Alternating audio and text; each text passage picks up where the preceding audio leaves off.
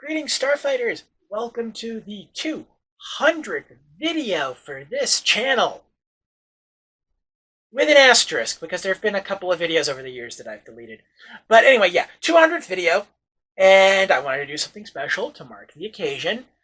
And what I'm going to do is I will be going on to Letterboxd, and I will be looking at half and one-star reviews for each of the 9 best in set movies that we've had so far. Those being Slipstream, Hard Ticket to Hawaii, Last Man on Earth, The Killing Machine, Lady Gangster, Mississippi River Sharks, The Magic Kingdom, Last Christmas Home, and Sword of Sherwood Forest. So, no best in set for season 10 yet, since I haven't even watched the second movie for it as of this recording, although there's a chance that that episode may come out before this one. Either that or the tier ranking video for New Who companions up to 13th Doctors. One of those will come out before this, but I'm recording this before those. Anyway, so about here is where the poster for the movie I'm reading off the reviews from is going to be put by my editor. And I was going to do this a bit differently, so I've already seen some of the half-star reviews for Slipstream that I'm about to get into here, but that was taking just too long, so I'm doing it this way instead. So some of these half-star reviews for Slipstream I actually already looked at, because I was going to do this video a bit differently before, but the process was just kind of taking too long. So I'm going to be reading them. You're going to be seeing my reactions. The poster is going to be here, and yeah. So let's do this. I think this is genuinely the most boring film I've ever seen in my life. Not even Mark Hamill could save this. Ouch. I guess that's kind of fair. I mean, even as high as I ranked this, even I complained about how long some of the panoramic shots got. I could see that. Still half star. Oh. It took me 4 days to get to the end of this because it is so awful. It is impossible to watch more than 10 minutes at a time. Ouch. I came for Mark Hamill, and that's pretty much everything the movie can offer. Oh, come on. Bill Paxton, man, come on. Truly one of the worst things I have ever forced myself to watch. God damn. This was awful. Care to elaborate on that? It was so boring, I couldn't finish it. It was putting me to sleep. There should have been the comma between the two "it's" there, or maybe... whatever. I'm noticing a lot of these these are just the half-star reviews, by the way. It's not even the 1 star. I am noticing a theme here, though. Byron and Matt's dynamic is the definition of a diamond in the rough. Yeah, that's that. But for real, this movie was just awful. Worst cinematography in film. Okay, come on. I mean, come on. If you saw the second opinion that Mom and Robin did for this, even they thought the movie looked pretty. So, I mean, come on. They didn't have anything bad to say about the cinematography. They had a lot of bad things to say about the rest of the movie, but not the cinematography. Worst cinematography in film. Watch more bad movies. This movie is really bad. Don't watch it. Missing some punctuation here, bud.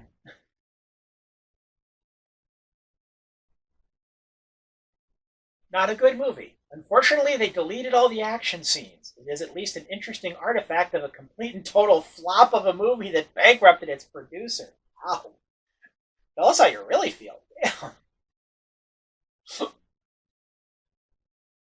I sure hope the people who saw this in theaters got their money back. Oh, dude, come on. Okay, come on. This is Slipstream, okay? Not Free Jack. Come on. Embarrassingly bad. Embarrassing. Embarrassing for whom? Oh wow, this is okay. This is a long one. I may end up cutting it from the. I may end up cutting it from the video or editing it down at least. Why? Why slash how did this get made? The budget was a tenth of what it might have needed to make it any good, and the story and script really needed some talent thrown at it. What's the unnecessary ellipses? Who are you, the Ultimate Warrior? The well-known actors are trying, but their direction's so completely flawed it barely holds together as a narrative. The ideas might have been interesting to explore, but extremely low FX budget, apparently no script review, and a lack of interesting or satisfying conclusion makes it terrible. Locations are interesting, but not enough. Honestly, I think the locations are some of the stronger parts of the movie. But Bob Peck is an android, huh? How did they make an android so exactly like a human that nobody can tell? What kind of tech does this world have? No other advanced technology seems to exist at all. It's a post-apocalyptic. How the heck did he cure a kid's cataracts in 30 seconds in broad daylight with no medical instruments? Okay, that's fair. Why is he being hunted for murder? They said in the. It is hinted that his master wanted to die, but no details are given. Did they need to be? We have a bleach blonde Mark Hamill as a nasty bounty hunter and or lawman. Don't really know which. I think the movie's pretty clear that he's a corrupt cop. If I repeat myself. Why is he so strict and unthinking? Why does he feel it okay to kill everyone? It's like the movie. Okay, I'm not gonna. Directed by Steve Lisberg and Matron, so you should have known better. Playing like Gary Kurtz. Okay. Okay, this guy's problem seems to be that the movie. Okay, he's allowed to not like it. I'm not going to tell him that he has to like this movie, but it seems to me like he really felt like the movie should have held his hand through the whole thing. It's like some things can be left implicit. It really can be. Oh God, the lighting in the room is getting worse. Yeah, some of this guy's questions, I mean, well, perfectly fair. I feel that even just because they're not explicitly stated in the movie doesn't mean you can't pick it up from context. I don't know. I've spent too much time on this review as it is, and also I had to stop to adjust the lighting. So let's move on to the next one here. Props for the. I mean, he did. Okay, to be fair to this guy, he did put more effort into it than some of the other guys here. Okay, those are all the half-star reviews for Slipstream. I'm going to look at the one-star reviews for Slipstream, and then we'll jump over to Hard Ticket to Hawaii. Okay. Damn, that's terrible. Damn in all caps. Bonus half-star for the half a second plane explosion while Mark Hamill died. Okay. Well, I mean, hey, at least you got something out of it. Not even Mark Hamill in a black trench coat and bleached hair could rescue my interest in this movie. It literally put me to sleep. Wait, quite a few people are saying that about this. I did not have that problem. Okay, one more, then we'll jump over to Hard Ticket to Hawaii. Nothing more embarrassing than when a movie is trying to be cute or insightful. I never thought it was trying to be cute. Insightful, maybe, but not cute. Can't pull it off, but still lingers on the shot for another minute and change. Which shot? You're not being specific here. Mark Hamill was good as an evil cop, though. Yeah, I'll give you that. Okay, so that's it for Slipstream. We are now going to move on to the half and one-star reviews for Hard Ticket to Hawaii. This should be interesting. I wonder how many of these people are going to just not realize that this movie was never intended to be anything other than like just action and tits. Yeah. Okay, our first review for Hard Ticket to Hawaii. Boobs, the movie. I mean, is he wrong? I mean, jeez, just the relatively safe for work screen caps we were able to have in the episode. I mean, snakes, bazookas indoors, Debbie Harry. This movie has it almost. Wait, Debbie Harry wasn't in this. This review got a reply. I'm gonna go ahead and read that just because I think it's funny. I think this film really missed an opportunity to comment on the struggles of modern Polynesian people, but aside from that, what a great time. I'm pretty sure this is a joke. I don't think anybody would expect Andy Sedaris to make a movie about the plight of indigenous people.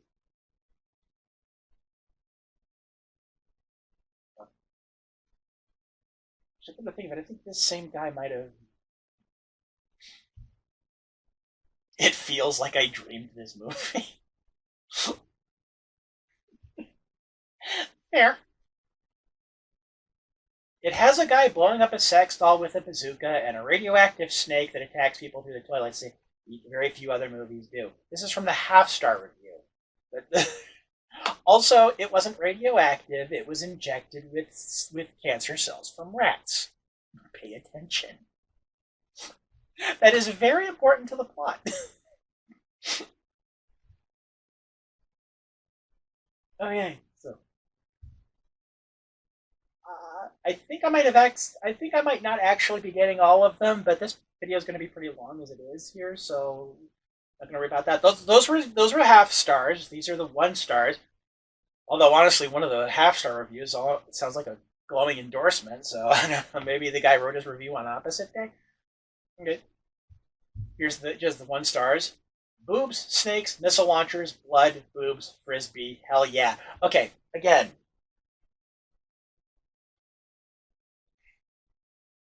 You sound like you're selling the movie.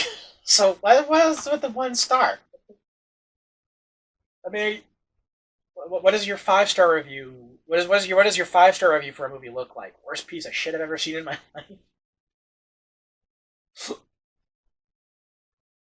Got the full star for the full belly laughs I got from watching. Bravos to this 80s schlock fest for achieving exactly what it set out to achieve. Aircraft, guns, boobs, razor-edged frisbee, and a surprisingly small amount of profane language. So if they'd sworn more, you wouldn't have given it a full star? What?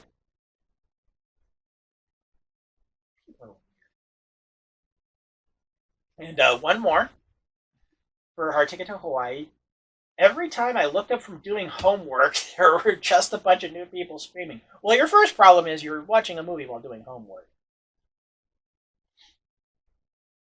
Or a movie you'd never seen before while doing homework. Maybe having a movie you've watched a bunch of times going on in the background. I could see that being helpful to keep the brains together. Hell, I completely forgot about the snake storyline 3 or 4 times. To be fair, so did the movie. So it was a welcome surprise when it burst out of the toilet. It's fun, it's stupid, honestly it's pretty terrible, which makes it perfect to watch with friends. Just skip the 7 sex scenes, 2 out of 10. Okay. How do so many of the negative reviews for Hard Ticket to Hawaii come across sounding positive? What the fuck? People, come on. Okay, we're gonna jump over to Last Man on Earth now.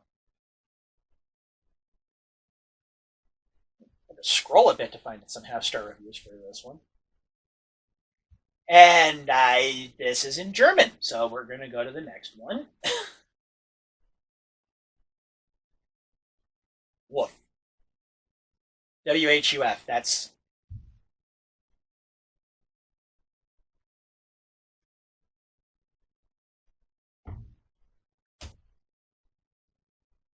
What is that even supposed to mean?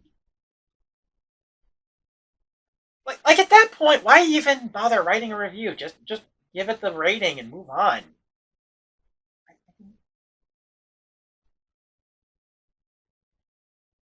Okay, this half-star review for Last Man on Earth. This is boring. Scott Pilgrim.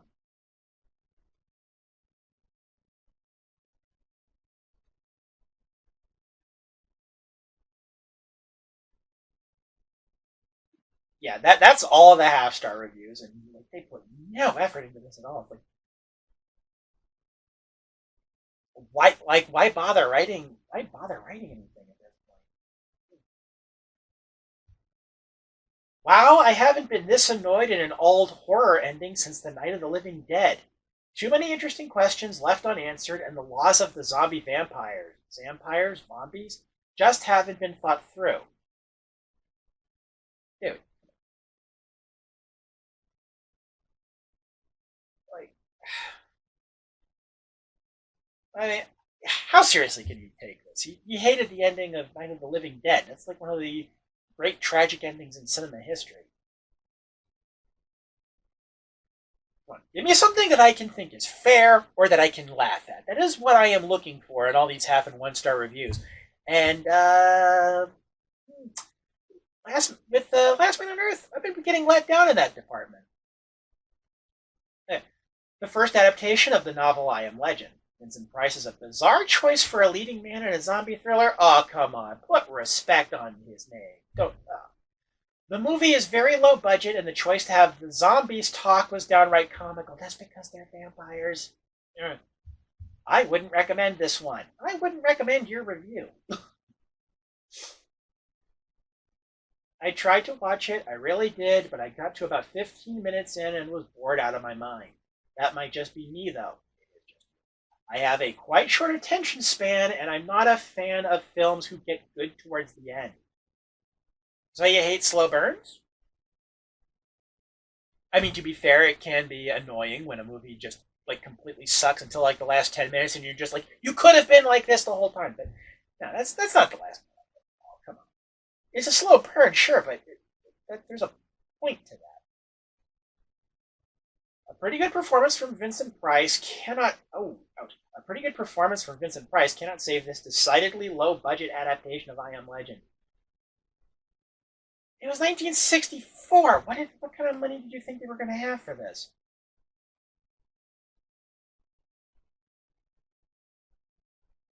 This film is as lifeless as the vampires themselves. Ouch.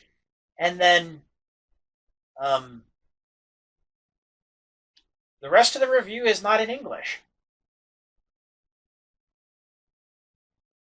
Although, based on context, I think what he's saying in the last sentence here is why did the flashback scene last 20 minutes? I think that's. I mean, it worked, didn't it? I mean, obviously it worked for the people who like this movie. Wait, that was a 2 star review. Why was that listed under 1 stars? Anyway, okay, so that takes care of that. Man, none of the negative reviews for Last Man on Earth really had anything particularly insightful or even funny to say, did they? That's disappointing.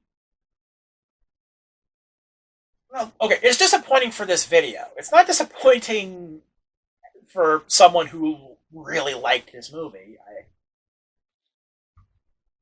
Yeah, let's just go ahead and jump over to The Killing Machine. This is going by a bit quicker than I thought it would. Look at the Letterboxd page here. This was the #1 movie of season 4, and I only gave it 3 stars. That tells you a lot, doesn't it? There are full tits within the first 10 minutes, and I went to this thinking it was the Netflix doc about doping. Oh right, yeah, there was a Netflix documentary about a doping scandal with athletes. I think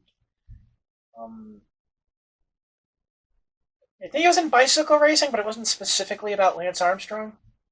Anyway, going back to the review here, it's actually a wannabe James Bond movie. I didn't really get James Bond vibes from this, where Dolph Lundgren gets to live out his alpha male fantasy. I think if that were the case, he would have made himself much more of a badass than he was in the actual movie.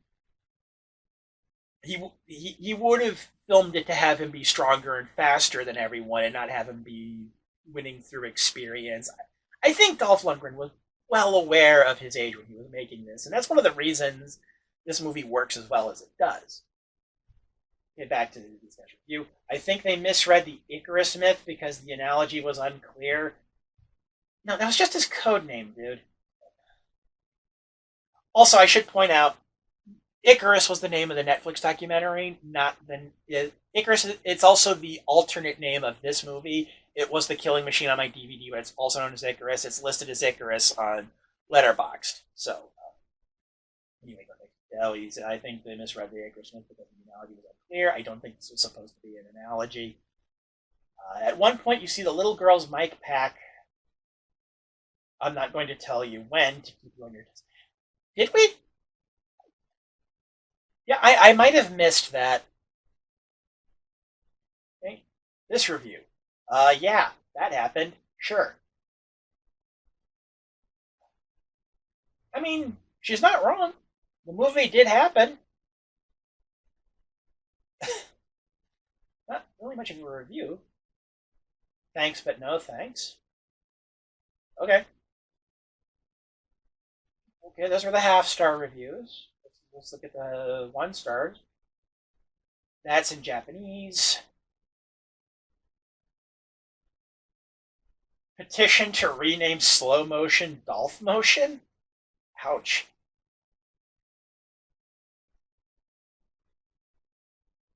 Wow, that's actually it. That's actually it for the half and 1 star reviews for the Killing Machine. Oh, this segment is really short. You know, I'm starting to wonder if this video was actually a good idea. Alright, anyway, let's go ahead and go to Season 5's best in set movie, which was Lady Gangster. Let's look at the half and 1 star reviews here, if there even are any. Oh, we got a couple. We got a couple of half-star reviews here. Let's see what they give us.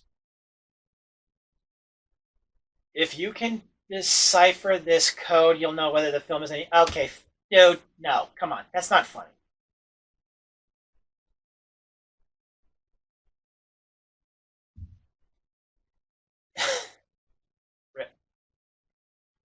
This guy is. Man, is anyone more annoying than people who think they're clever? I should know. I'm one of those people. Anyway, next half-star review. I hope the original from 33 is better than this. Feels like a play I'd skip. Okay, yeah, I guess I can see that. Well, no, can I? A play I'd skip. No, I think you could do this as a stage play, actually. I think that would. That might be too many locations, though. Eh. Well, hey, you know, I mean, you're entitled to your opinions.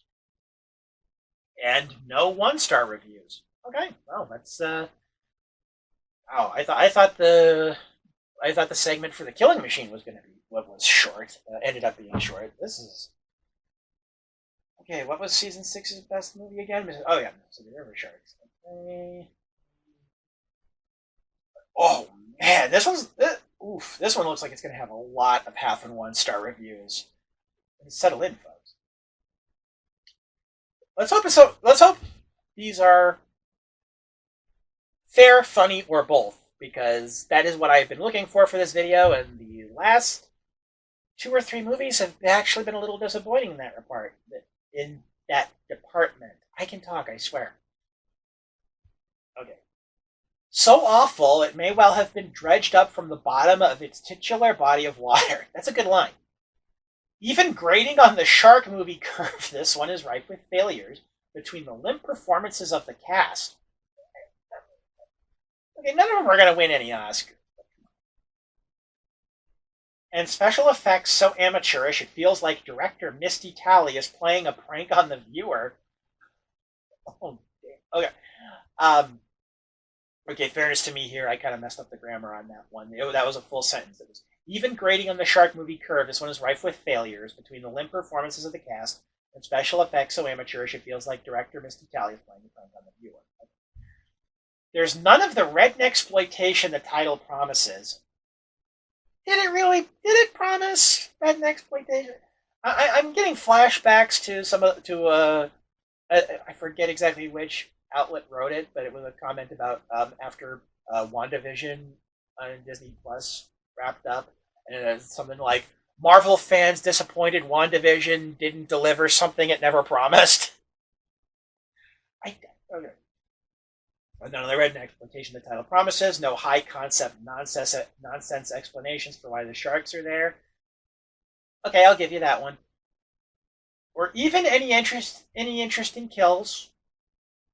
Okay, that's also fair. I mean, I even said back in the wrap up episode that the kills in the number two movie, Ghost Shark, you know, R.I.P. Richard Mall, were better than the kills in this one. But instead, the attention is drawn to questions like why D-list actor Jason London is playing a fictional D-list version of himself, who is the star of a fictional shark movie franchise. I thought that was funny. Payoff to this is as non-existent as the fun kills. I wouldn't go that. I mean, I do think bringing in his real life twin brother to take over for him in the franchise at the end of the movie, I thought that was fun.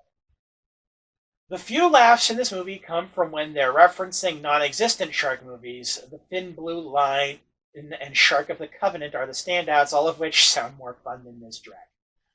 Okay, I will grant you those.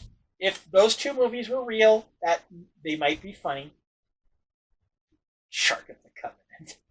I mean, they did make a Raiders of the Lost Shark. I haven't seen it. No comment. I'm just saying it exists. Okay, I think that was harsh, but I can kind of see where he was coming from.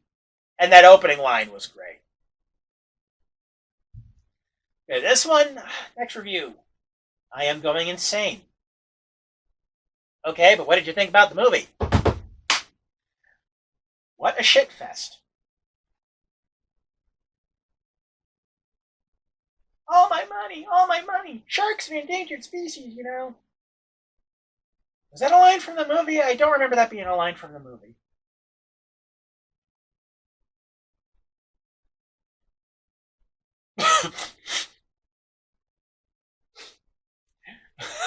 Release me from this hell. Okay.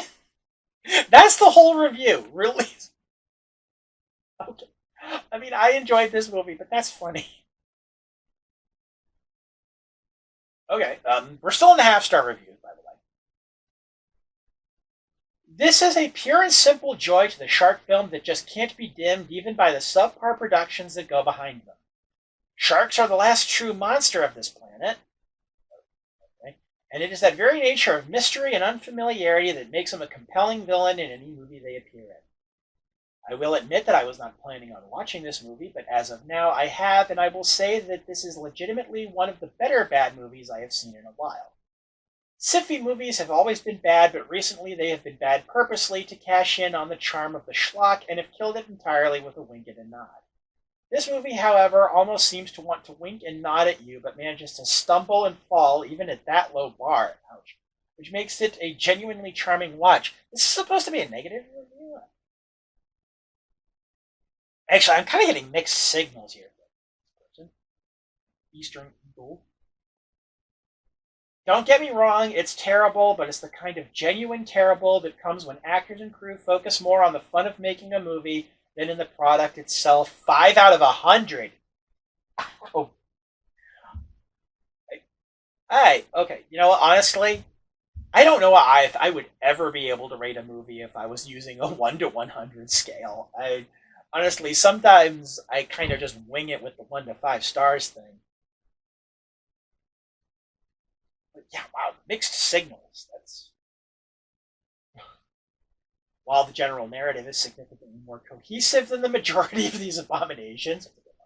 The holy shit, I can't believe what I'm seeing. No, seriously, what the hell is that? Level CGI derails any hopes this may have had, which were slim to none to begin with. Ow! Mean. Funny, but mean. Okay, so those are the half stars. Let's go over to the 1 stars. Wow, we only have 1. Okay. It's so fucking bad, I loved it. Like, okay. I'm not sure. I mean, okay, I know that not everybody approaches the 5-star scale the same way. I know there's been some discourse online in recent years about if like 3.5 stars counts as a bad review or not. But like, I mean, if you liked the movie, give it more than 1 star. Come on. I mean, even if you liked it because it's bad, give it more than 1 star. Okay, so that's it for Mississippi River Sharks. Let's jump over to the Magic Kingdom, or the Tiny Kingdom, as it's called on Letterboxd. And I'm only saying that now, just in case it gets referred to as the Tiny Kingdom in any of these reviews. We've only got 1.5 star. Shame this is from the director who gave us Tourist Trap. I haven't seen that. This was a horrible version of Honey, I Shrank the Kids. Okay, first of all, it's Honey, I Shrunk the Kids. No humor, no real purpose. This movie is so not a can of full peaches. Okay, nice reference to the ending there. No humor? I mean, I laughed. I mean, there are parts that were clearly meant to be funny where I didn't, but there were also parts where it was clearly meant to be funny where I did. I don't know. Okay, terrible version of Honey, I Shrank the Kids. I mean, okay, if I were you, I would say Honey, I Shrunk the Kids is probably a better movie overall. But I mean, this thing has its strengths. I mean, I liked the villain a lot. He had a great voice. It helps that they cast a voice actor to play the villain. But okay, and no 1-star reviews. So that is literally it. Oh, the Secret Kingdom, not the Magic Kingdom. God damn it! I've been referring it. God, that's embarrassing. Okay, yeah. Well, too late. Let's move on. Our next number 1 movie was Last Christmas Home, or Last Vermont Christmas, being its alternate title. Let's see what kind of half and 1-star reviews we get for that one. I hope we get more than one at least. One for Secret Kingdom. The Secret Kingdom segment of this episode is, I think, by far the most disappointing. Just because there was only one. Although I think, yeah, I'm going to stick to that. Okay, that one's not in English, and it's also in all caps. So I hate this. I hate these frickin' Hallmark movies. I mean, okay, I mean, a lot of people do, but I mean, why did you feel the need to call out this one specific one? I want details. You're ruining my video, the creamed corn.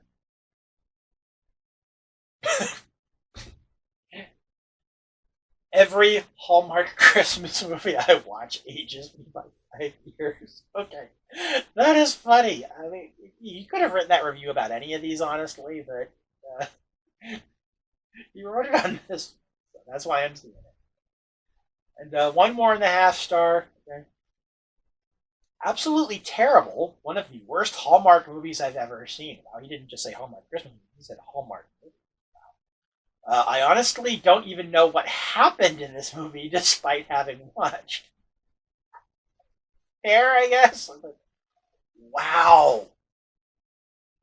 I mean, it's not going to be like a holiday favorite. I am not rewatching it next month. I'm going to rewatch Anna and the Apocalypse and Violent Night, but I'm not rewatching this.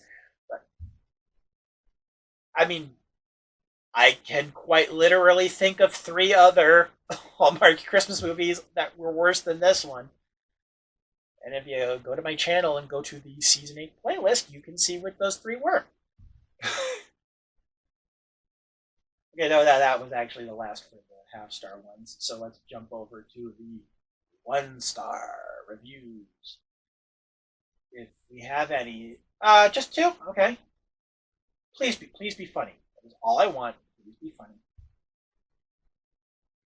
Maybe I'm overly cautious, but I'd personally wait longer than 1 day. I think the movie takes place over more than 1 day, but of being in a relationship before starting a business together and committing to several $100,000 purchase. Oh, yes, that is very fair. I mean, again, I'm pretty sure the movie takes place over at least a couple of days. It's still pretty fast, but that is a very good point. I'm willing to cut it a little bit of slack because it is a movie after all, and not, real life. But totally fair point. I don't really disagree at all. Okay, yeah. These are the kinds of reviews I was hoping to get for some of the other movies, to be honest. Something that makes a really, really good point. I mean, I do still I like this movie more. Of the movies I watched for that season, this is the one I like. Lol, the brother-in-law was just around chopping wood and for no other reason. Okay. Um, anything else to say about it? That's the only that's the part of the movie that. Oh, okay. Wow, that was really it. Okay. Hey, at least we got one good one out of this segment. So that just leaves us with.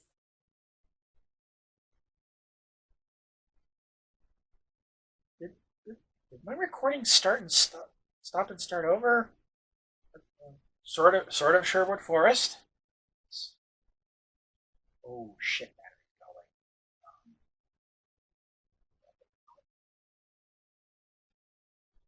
So we're looking at 1/2 star review here. Boy oh boy, I thought it couldn't get any worse than the Son of Robin Hood, but boy oh boy, I was wrong. Um, was there a movie called Son of Robin Hood? Because that wasn't in this set. There was The Bandit of Sherwood Forest, which featured the Son of Robin Hood and was fucking awful. But yeah, I kind of wish you'd been more specific. You didn't really give me much to go on there. All right, two more reviews. There was only the one for the 1/2 star for Sora Sherwood Forest. We got two 1-star reviews. I'm gonna do that, and then this is a long one. Okay. One reason why I write a review of every movie that I see is because I firmly believe that every movie, no matter how incompetently made it is, ouch, or how boring or generic it is, will feature at least one detail that is interesting or funny or notable. I wouldn't say this movie was incompetent. For example, take this movie.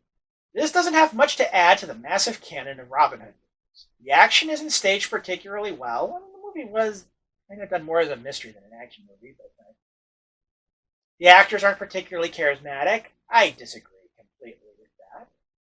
I think of the villains, especially Peter Cushing, did a good. The costumes look cheap. Here, for a good long time, I sincerely thought that there just wasn't going to be anything to say about this turkey, nothing at all. But then, lo and behold, Robin Hood got into an archery competition with a dude who has the worst-looking soul patch I've ever seen. Oh, damn. And you should know that when I say this is the worst soul patch I've ever seen, I'm really saying something. I lived through the 90s. I was alive for the rockabilly revival. 10 years later, I survived the hipster trend of ironic facial hair. Hell, I was already a cinephile back when Billy Bob Thornton was rocking his least flattering landing strips. Man, this guy's just really going off on the beard. I have seen a lot of truly bad chin scruff, both on screen and in the wild. But this dude had all of them beat. He took one long look at all those in-denial a-holes and said, hold my beard. This dude embarrassed himself on a level that Billy Bob Thornton could only dream of. God damn. Tell us how you really... This is about the beard. This is about the beard of one of the villains in the movie. This is what the whole thing is about at this point. Which just goes to show you, even the most generic, least interesting movie can still manage to offer up one detail that's remarkable. That detail might be as small as an ugly-ass 2-inch tall patch of hair, but it'll be there.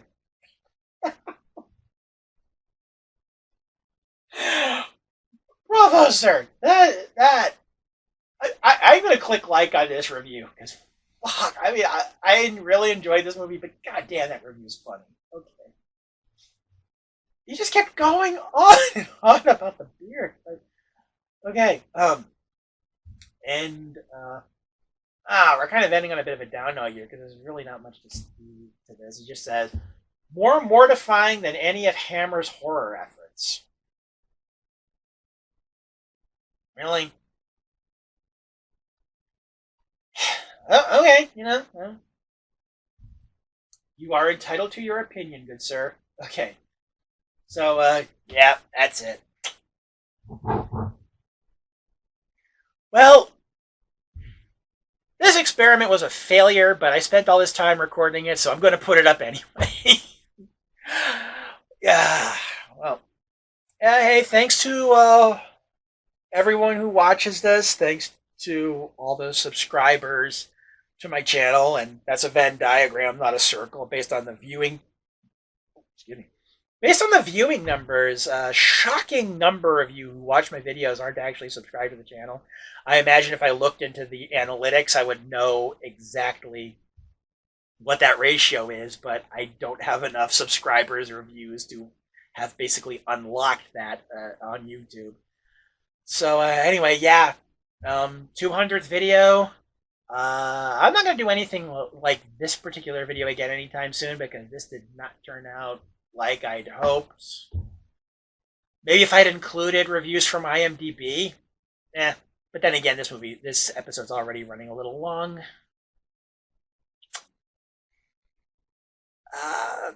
Thanks for watching. Thanks for subscribing if you subscribed. If you subscribed, hit the bell so that you know when a new video goes up.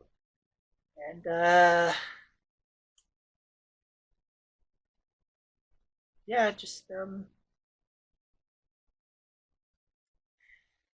it's a rough world out there. Take care of each other and stay hydrated. Have fun, stay safe.